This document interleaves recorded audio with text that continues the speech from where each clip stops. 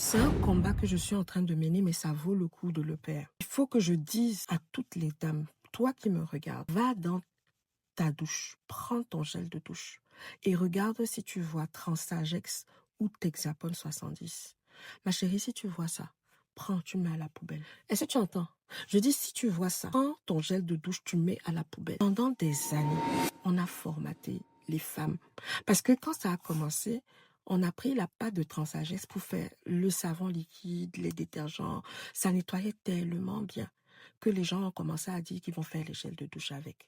Pour faire le gel de douche avec le Transagex 70 ou le Texapon 70, il y a des techniques de formulation. Ce n'est pas quelque chose qu'on utilise comme ça pour le corps. Il faut le diluer parce que c'est une base qui est très concentrée en matière active. C'est-à-dire que Texapon, Transagex, ce sont des noms commerciaux. Ce n'est pas le nom chimique de la matière première. La matière première en elle-même s'appelle le SLES 70, sodium laureth éthers sulfate.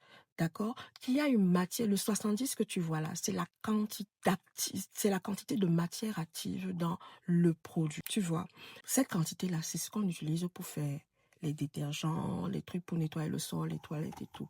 Ce n'est pas pour le corps. Il y a une version de Texapon, c'est-à-dire une concentration qui est autorisée pour le corps. C'est celle qui est à 25%, d'accord? Mais tu ne vas pas la trouver sur le marché. Alors, ce qu'il faut faire, c'est de diluer déjà ta base avant de faire ton gel de douche.